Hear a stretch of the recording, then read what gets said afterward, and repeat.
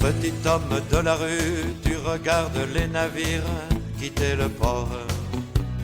Petit homme de la rue, ton imagination chavire et les suit vers le nord.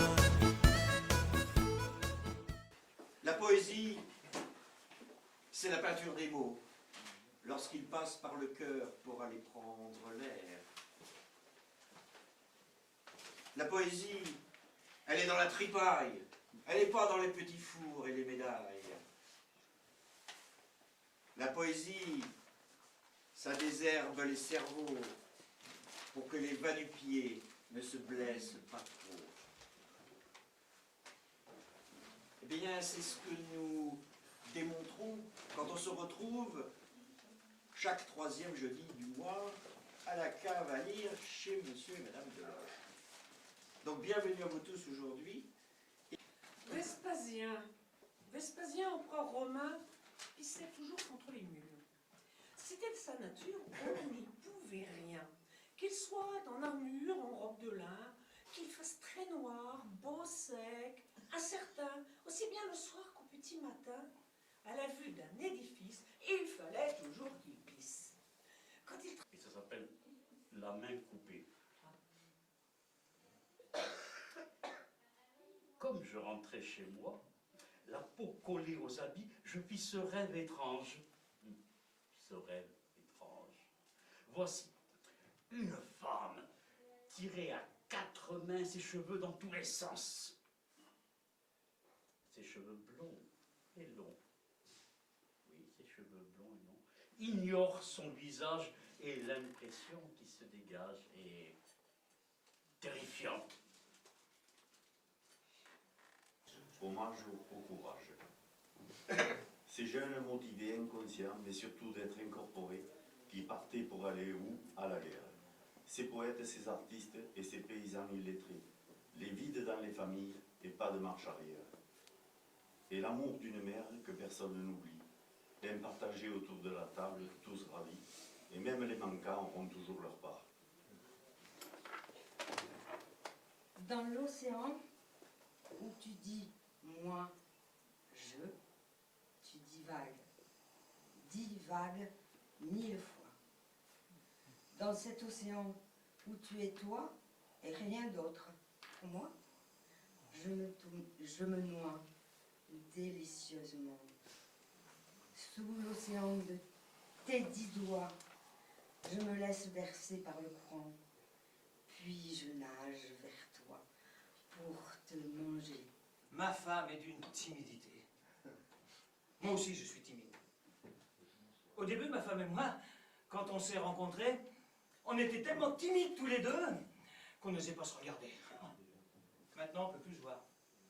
En 2015, mon ressenti, je frissonne et j'ai froid. Je suis frigorifiée, dirais-je. Est-ce un ressenti simplement ou gèle-t-il vraiment? Il faudra que je demande des précisions à Météo France, qui, sans se tromper, saura m'informer comme il se doit et me confirmer qu'il fait froid. Mon ressenti est donc bien réel. Me voilà rassurée, moi qui suis allongée, grelottant sur mon carton dans cette ruelle.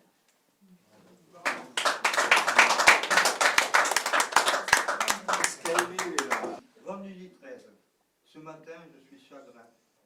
Je suis un titi et à Paris. Ne sais plus, ne reconnais plus ma ville qui me vrille. Elle n'est plus lumière, me désespère. Trop de sang sur ses bancs, trop de chaos sur son dos.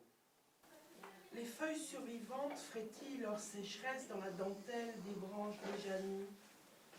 Les torches des merisiers flambent et saignent leurs blessures avant l'apaisante cicatrisation des blancheurs hivernales.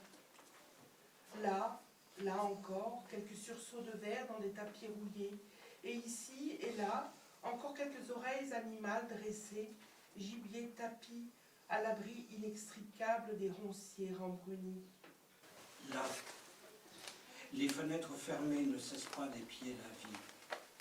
Les rues sont comme impénétrables au soleil d'été, et des parents fuient, et des passants fuient, encore parfois une ombre noire. Que dirait la Ziza? Le milicien inconnu. Ne me demandez pas son nom, vous le trouvez là-bas au front, du côté des rives du fleuve. Il est là, pour toute la ville.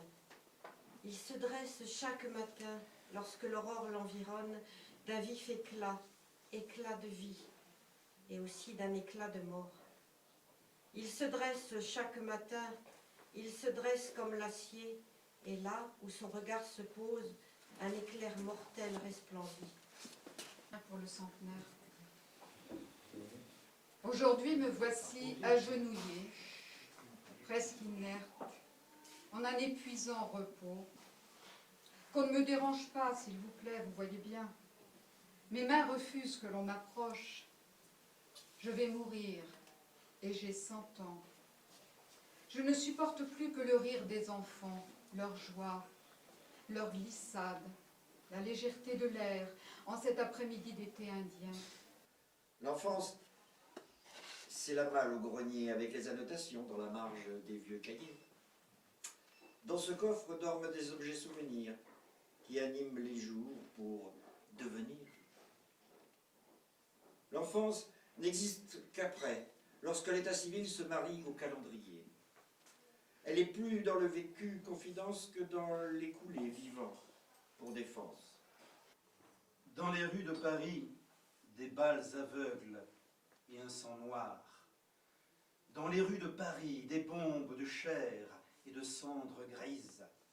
Dans les rues de Paris, des cris hors d'haleine et des pleurs titubants, échos de Gaza et de Palestine. Dans les rues de Paris, des enfants, des sourires et des rêves embrassés. Dans les rues de Paris, des chants d'espoir et de vie partagée. Dans les rues de Paris, un café noir fumant à la terrasse d'un bistrot. Midi, me suivre tout à l'heure, elle essuie le givre sous tes couleurs. La bécasse ivre dans le faubourg se cogne sur les tours. Du sang coule de son bec, jeune blanc bec, sa figure émoustille le faubourg du Moustier. La bécasse fait des trous sur la tour, elle est grêlée, faubourg du Moustier.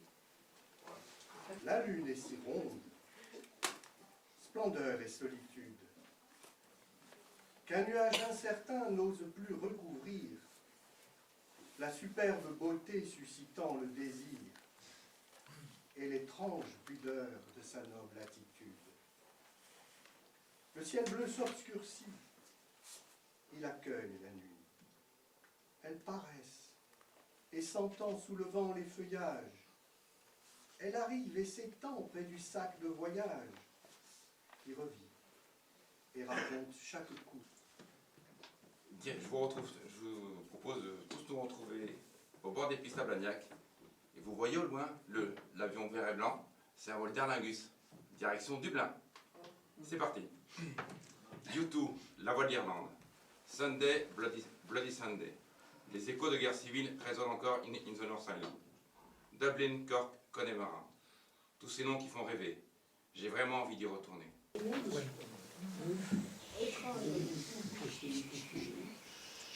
Étrangers sans papier, exilés, obligés de tout quitter, femmes, enfants, et s'expatrier.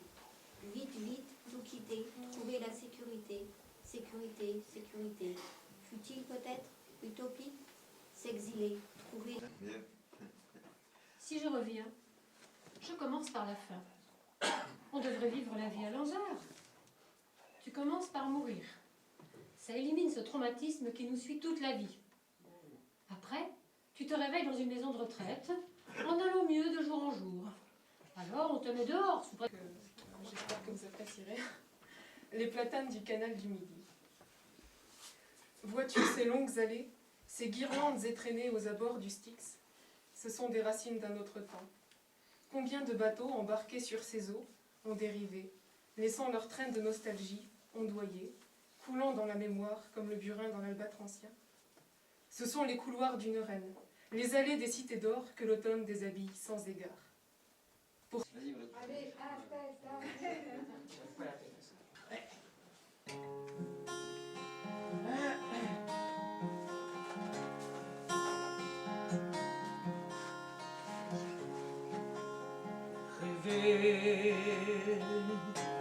à l'impossible rêve, porter le chagrin du départ, brûler une impossible fièvre, partir où personne ne part,